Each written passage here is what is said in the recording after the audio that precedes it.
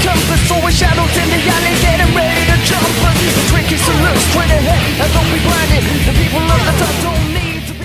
Good morning, good evening, good night, whenever you guys are listening to this. And right now, I have a guest on the line, Matt Grant, one of the independent wrestling personalities I've been following for a long time, and right now he's half of a fantastic tag team called Empire. I think I got that right. Yeah, you did get that right. A lot of people like to put the "the" in front, and I'm like, no, there is no "the." The reason why we particularly do that is because there was a tag team on the Ontario independent scene a little while back that was called The Empire, and we're like, no, we don't want to step on any toes, so we're kind of doing our own thing. So that's why we always go out of our way to correct, like, no, there's no "the." First thing I gotta ask, when did the interest for wrestling start? Oh, it's been all my life. Legit, wrestling has been a huge part of my life since the time I was born. My dad, who is somebody that was a gigantic wrestling fan, and I was very connected to him when I was younger, so it was like anything he was doing, I was doing, so he was watching wrestling a lot of the time, so that's pretty much what I was doing. Like, I have memories of being super young and having nightmares because of, like, The Undertaker and Mankind promo videos and stuff. Like, I genuinely have this love for professional wrestling, and I've had it for my entire life, and it blows my mind still to this day that I'm able to do this for, I guess, partially a living. Well, I did see you yesterday at Cross. I can never say this one. Crossbody Professional Wrestling. There's it's Crossbody in Kitchener, man. Probably one of our staples in terms of where you can see us most. They run the student showcases every 2 weeks, and they've got the monthly shows as well. So since December of last year, we've been really just heating up in Crossbody Pro Wrestling. Well, I guess technically not. We're on a losing streak right now. But, yeah, it's awesome there, man. Just to put them over really quick, anybody who gets a chance, like every second Friday, they run these student shows, and they're $5 for an entire show. You never know what you're gonna get because they're mystery cards, but like that's almost the fun in it. You show up and you have fun and you enjoy the show. So I definitely want to put those guys over because Ben and the team there are fantastic. Oh yeah, and yes, yesterday was my first show. That's awesome. What'd you think? At Crossbody. I honestly liked it. The space is different from everything else, but it's nice, compact. Everyone's very close to each other. There's not a bad seat in the entire place. And yeah, I think that's the best part of it for me is like there's definitely nowhere wrong with seating, and you can't find a bad spot in that building. Like even sitting in the back rows, you can still see everything perfectly fine. Yeah, and well, I hit horrible traffic on the way there. So me and my buddy were about 5 minutes late, and I'm like, crap, I don't want to walk in late, and everyone looked back because that happens every time you open a door, everybody looks. But then I just opened the door because I didn't know where I was going. So I didn't know there was a double door, so I just opened the door nice and slow, kind of just not to bring any attention to ourselves, and then didn't know there was a second door there. But because the show was already started, walk in to Jamie Senegal talking about his match, and one of my former guests on Gilmy Talks, and just kind of a surprise. And see, that's the thing with the Crossbody student shows, man, is like you never know who's going to show up, and that's why I wanted to plug them so good, because like we've been on pretty much every student show. I mean, we're not going to be on the next one. I can publicly put that out there because C4's the same day, so we're not going to be on the next one, unfortunately, and I won't be on the following one either because I've got some personal commitments. So we won't see us really much on the student shows for the next month or so, but either way, whether we're there or not, I highly recommend going. And even if you can't get a chance to go out there to Kitchener,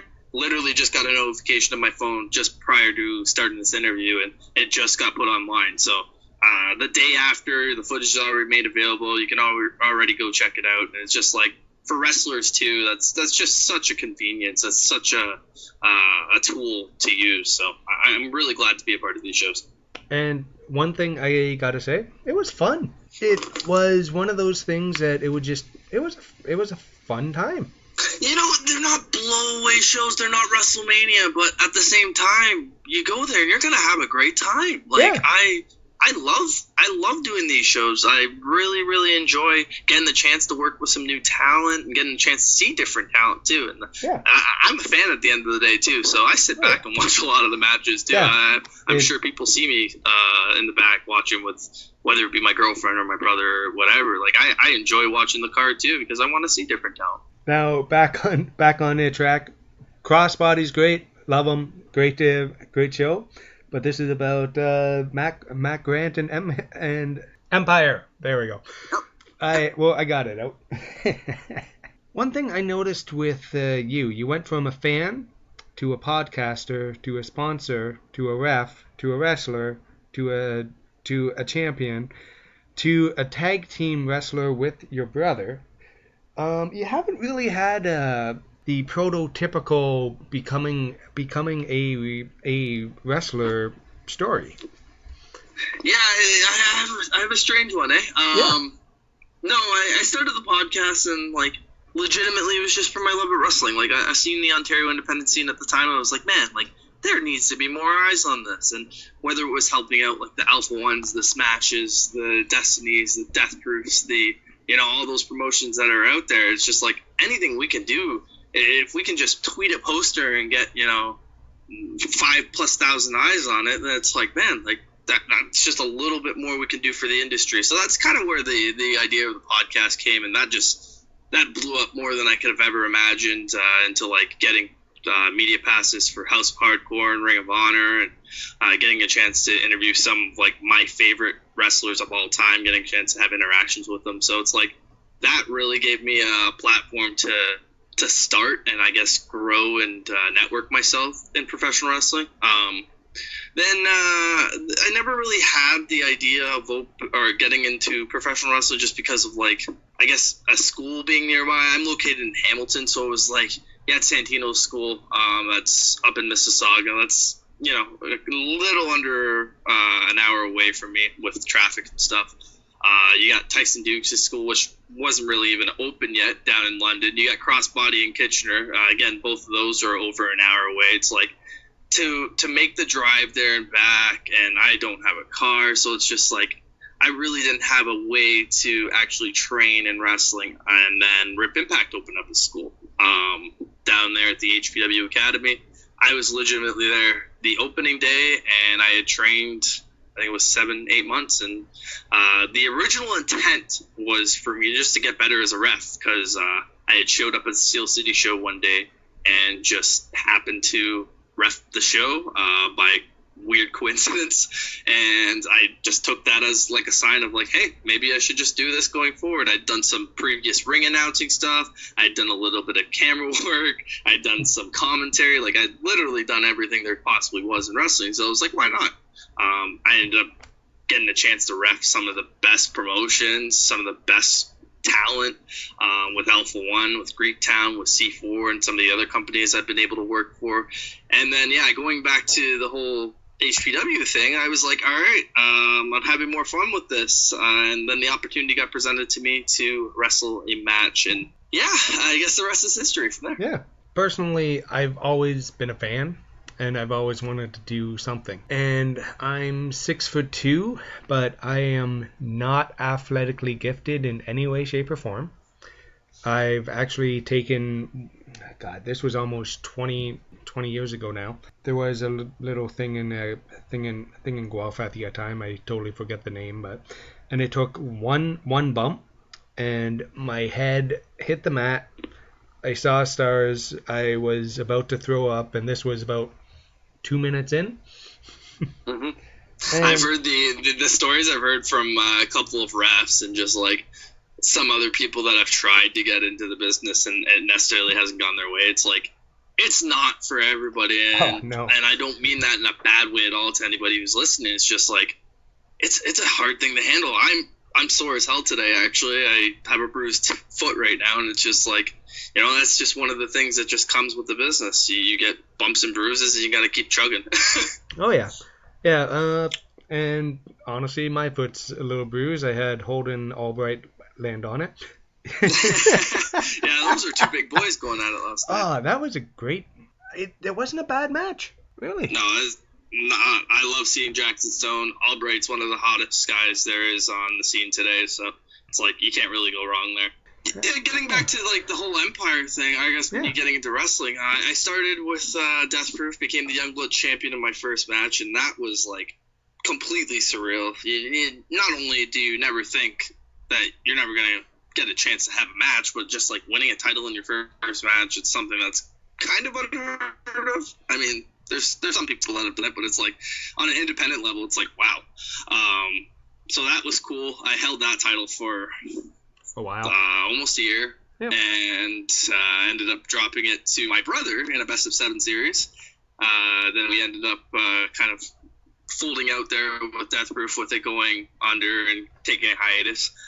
So we decided that maybe we're gonna give the tag team scene a run. We've noticed, like, and again, not a knock on the tag team scene in Ontario, but there's just like not exactly a lot of consistent tag teams. Like, you've got guys like Vertigo and Fuerza, Fight or Flight.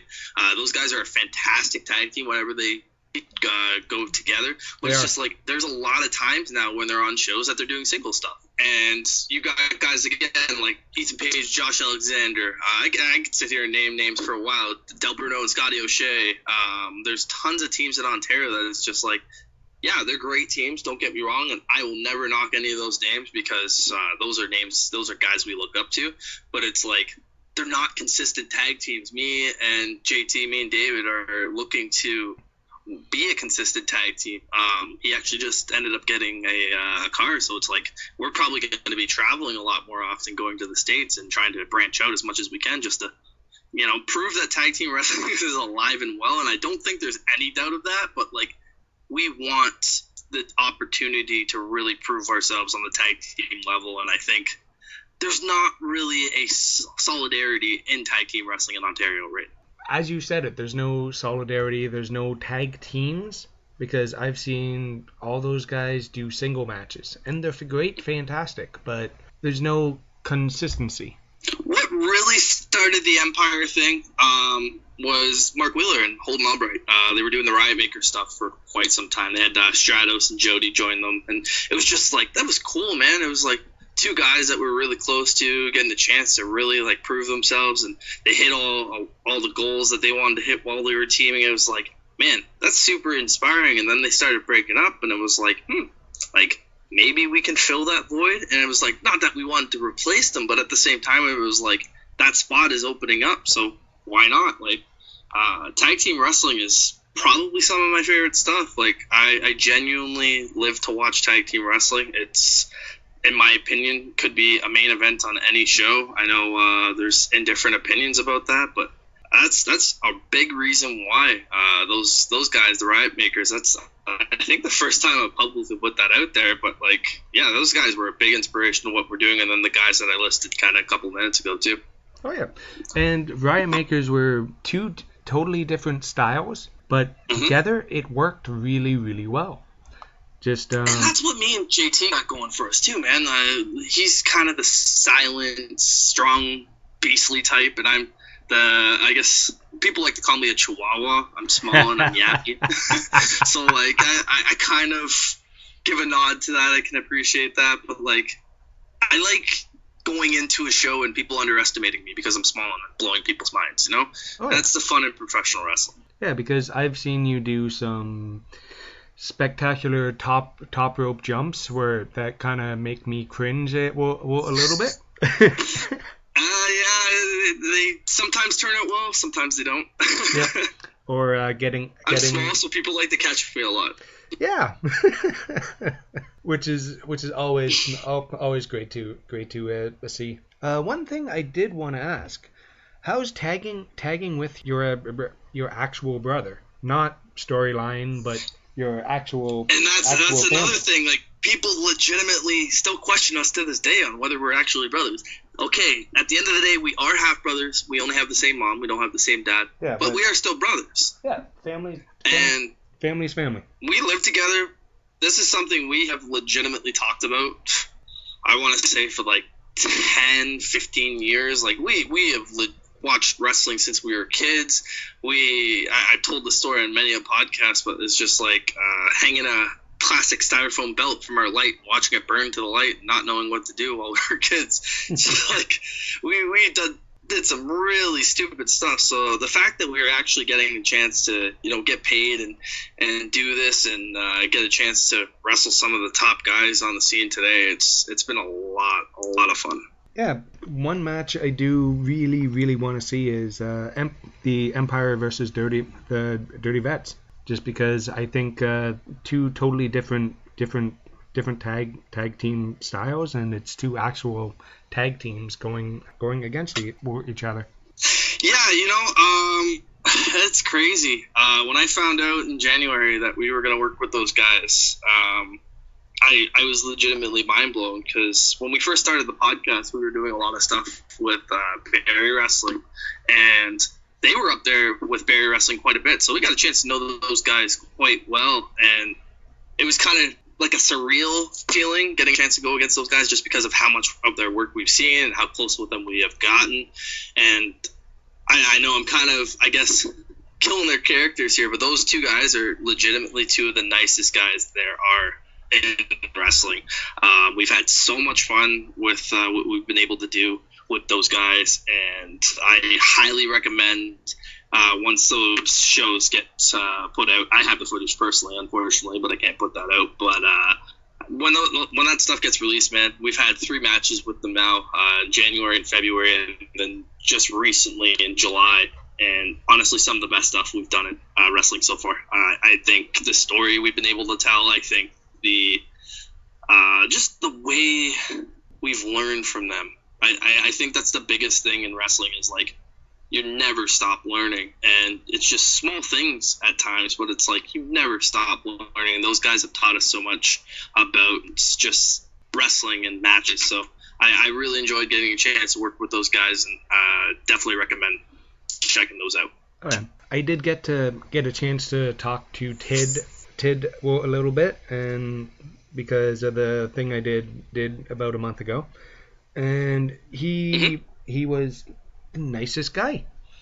We started talking. Well, okay, I have a restaurant background. I had no idea that's what he did for years and years, and we just talked. We just talked to a shop for a while. Just I can be a little chatty at times, so that's probably why I got the podcast going. Yeah, hey, that's not a bad thing, man. And you're doing your best to support independent wrestling and to put it out there, and that's something I can appreciate, because that's why I started the podcast in the first place. So it's nice to see like podcasts like you, and I know there's a couple others that are going right now, kind of, I guess, carrying on the independent wrestling run for us, because we haven't done a podcast now. I'll give them. I'll give him a shout out. Another really good one is Schwa Style. I listen to Adams all the time. He does a really good Ontario podcast there, and yeah, he's great. Another one is Ocho and Ortiz. I mean, just again to see like people kind of carrying on the legacy, since we haven't done a podcast now. It's got to be in like a year or so. It's nice kind of to see that people are continuing to promote the scene, because it deserves it. Oh yeah, and it's better than ever right now. Yeah, just like the one I do with Tom. He does all the work, and he just gets like the one we just recorded. I'm probably putting it up later. There are literally shows. There's only 3 days in August that we couldn't find shows. That's insane. Yeah, just with SummerSlam coming to on Ontario, there's a ton of wrestling coming up. Yeah, it's a great time to be a fan. If you're not checking out the Ontario scene, you're crazy, especially with the SummerSlam weekend coming up with all those shows running. It's like, holy crap. Oh yeah, like I think I'm probably going to go down and see the Smash versus Progress, but that that one seems really, really good. And, Oh yeah, man, just the amount of shows that are running. It's any show you go to, you're gonna have a good time. Oh yeah, because they're all good too. Like Ontario is like, I think Ontario right now we're getting some of the best talent in the entire world. And I'm not just saying that to I couldn't be agree more with that. hometown boy, but really good wrestling out there on every single show I've been to. There hasn't been I haven't been to a bad show in years. Like, and not quote unquote bad. It's but good to see like talent improving too. Like every show you go to, there's talent consistently getting better. So it's like there's nothing else you can really ask for.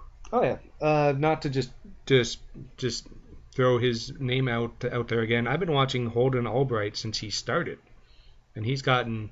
Yeah, me too. He's amazing now. He's on a whole new level. He's one of the top guys going right now. Yep. And speaking of that, I just want to get your opinion on AEW coming in. Somebody coming to actually be they're not calling themselves competition for WWE, but that's pretty much what they're doing. They're essentially competition. Oh yeah. It's so cool. When I was doing the podcast, and even while I was reffing, I've got a chance to interact with Cody quite a few times. The Bucks have been fantastic too.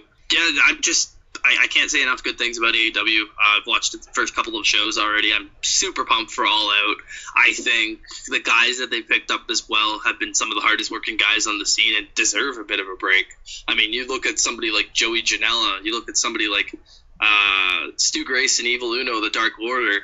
You've got like Jungle Boy, Luchasaurus. You've got so many guys that have been busting their ass on the scene, and it's good to see them getting an opportunity and getting a chance on such a national platform like AEW, with it being on TNT. Another one I'm really, really looking forward to, Sean Spears, because I think Ty Dillinger, getting a chance to get picked up. He's one of Cody's, I guess, real life friends, so that's obviously a little bit of a pocket there, but the storyline they're doing with him and giving him an opportunity, giving him more of a rub than I think WWE ever gave him with the Perfect 10 stuff.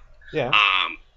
Man, I'm so excited. Even with the women's wrestling side of things, like seeing names like Britt Baker and Penelope Ford and Kylie Ray.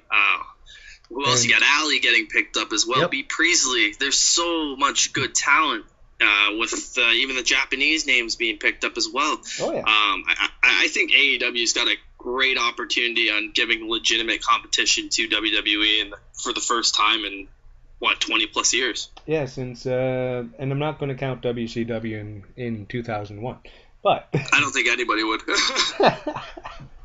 It's about 20 years, probably since '99. And the latest rumor that I'm very interested in hearing, I've been reading this one online. They're looking to do a Canadian NXT, like they're doing with the NXT UK. Yeah, I've talked with a couple people, and I'm not going to put their names out there because that's not my business too, No. but I know there's a couple people getting tryouts around this area, and I know that publicly got put out there too, that there's tryouts going on during SummerSlam week, so it's cool that WWE's finally taking a look at some talent up here, man, because this talent pool's up here is just ridiculous. Yeah. I can't even put into words. I can sit here and name names for days in terms of people that should be on television right now. You got like Brent Banks, Tarek, Tyson Dukes. I know Josh and Ethan just got picked up by Impact, and they deserve that. Oh, yeah. I could see Albright on my TV anytime. I could see Mark Wheeler. I could see, there's so many people that just pop up, and it's like, I get it. There's not that many spots, but if they're gonna do something like an NXT Canada, it's gonna, I guess, open up some spots with that brand.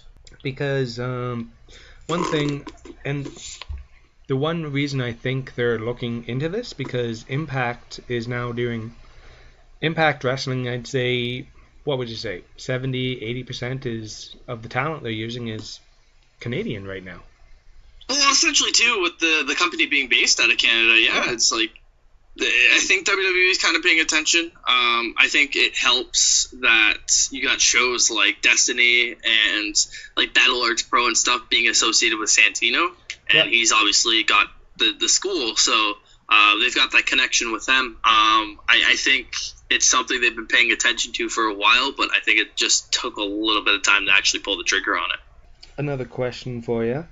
How big do you see Canadian Indy getting? With Chinlock having the huge success that they did in Kingston.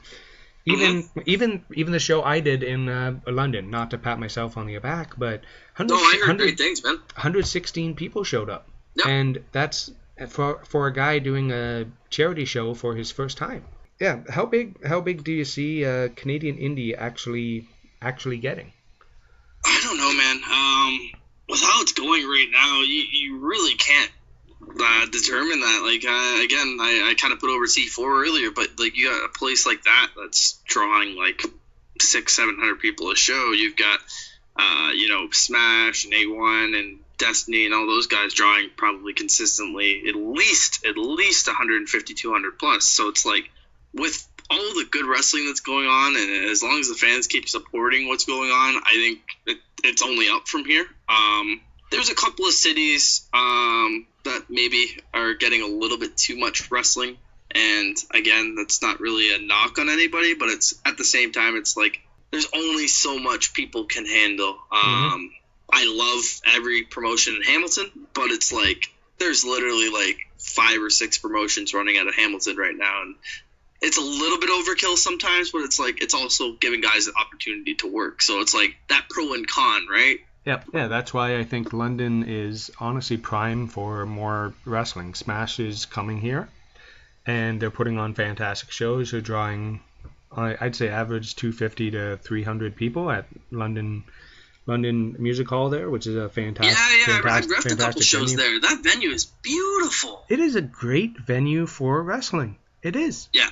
I'm really glad Smash around that venue, because I genuinely think that's one of the best venues I've had a chance to be in.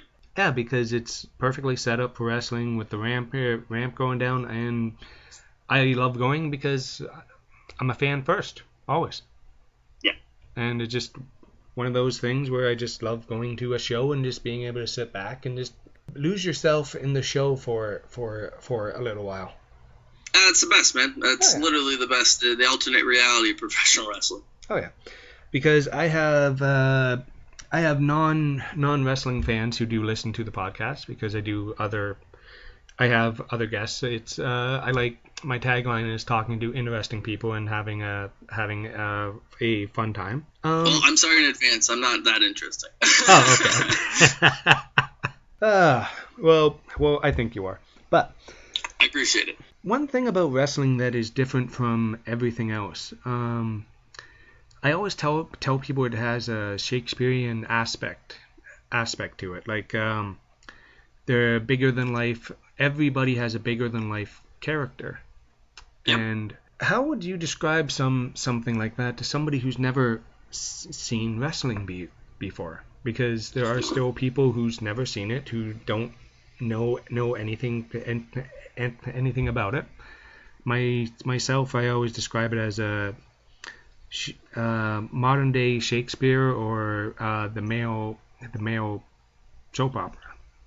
Yeah, that's usually how I describe it personally, is the soap opera line. I kind of hate going to that, just because like it almost feels like an insult, but it's like that's pretty much what it is. Like, I genuinely think when I talk to people, it's like, and I get the question. The first question I get anytime I tell people I'm a pro wrestler, it's like, is it fake? It's like, no, it's not fake. My body hurts every single day from what I do, and it's like that's kind of an annoying question, but it's almost good once I get the full conversation out and people kind of realize, oh, yeah, it's not fake, but it's choreographed. Everything still hurts. Like, I've been hit with a chair. I've been hit with barbed wire on my head. I've been hit with so many different things, and it's like, that stuff you cannot fake. I cannot fake getting body slammed, and that's necessarily where I go. That's pretty much where I go. There is like the male soap opera. It's choreographed, but it's not fake. What's the word Tom likes to use? Predetermined. There we go. That's the word. Yeah. That's a really good one too. I really think at the end of the day too, wrestling is so underappreciated, just because of like all the things that we're doing and all the risks that we're taking. And I mean, don't get me wrong, we love what we're doing, but we're taking a big risk. We're putting our bodies on the line every time we're out there. So it's like, for people to even make some sort of a comment like that and say it's fake, it's like, it's kind of a slap in the face. Oh yeah, but also those people who say it's fake they don't know better either. Not only that, they're not going to be the ones to get into the ring and actually try it either. Yeah, I've taken one bump and that's enough. That's fair. Yeah. Oh yeah. Before I get to the Gomi talk random 10 questions, I just want to ask, where can people find you?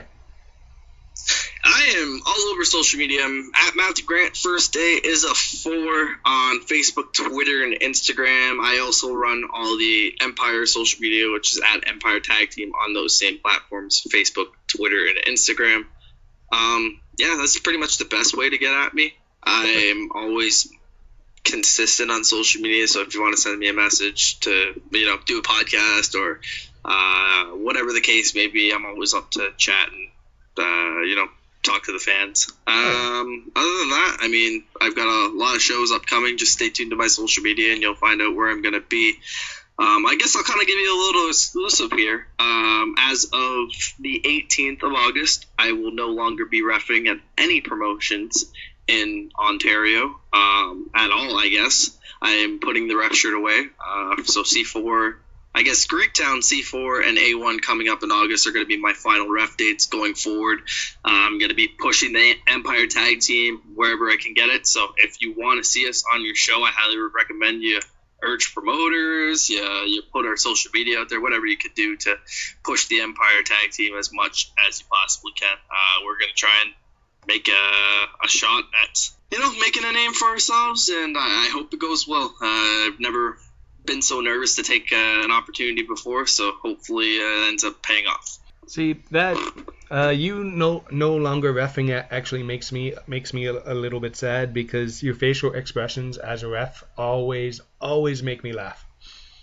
Yeah, I get that a lot, and actually that's a compliment I've been getting a lot lately, which kind of I guess is almost like a little stab in the heart, oh, you tell me this now that I'm stepping away, but it's at the end of the day, I think whatever I was doing while I was reffing was just helping out what's going on in the ring. And I think that's a very underutilized thing, is selling what's going on in the ring. I see so many refs that are just so bland, and I watched a lot of Bryce Remsburg and Chris Levine and just a couple of other guys too. And it's you see those guys be so animated. It's you got to sell those moves. You got to make people look larger than life. And I think that's a little bit of what I was trying to do. So if I was able to do that, then fantastic. Awesome, man. Okay. Now getting to these are just quick, easy, either or questions. Okay. All right. Pants or shorts? Shorts. Shorts.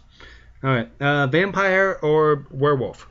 Oh, that's a good one. I'd probably go werewolf, just because I think vampire and I think Twilight. Yeah. Oh, fucking Twilight. The worst. Oh yeah. All right. Hot summer beach day, perfect weather, clear sky, or perfect winter day? Oh, I hate winter. I am such a bitch when it comes to the cold, so definitely gonna go with the hot summer day. Okay. Sweater or hoodie? Oh, probably a hoodie. Sweater, I'm assuming you're meaning just like a pullover, right? Yep. Yeah, sweater or hoodie all day. I love zip ups. Awesome. All right. Burger or hot dog? Oh, that's a good one. I'd probably go hot dog. I really like a good chili dog. You're the first one to ever do a hot dog. I like to be a little different. Oh, yeah. Are you a night owl or early riser? With wrestling, has 100% made me a night owl. Contacts or glasses? I guess neither, but if I were to do it, I would probably say contacts. I hate glasses. Cake or pie? Cake or pie? I'd probably go cake. Yeah. All right. Roses or daisies? Roses. Roses.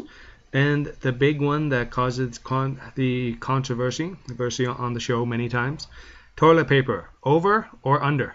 Oh, that's a big one. Probably say under.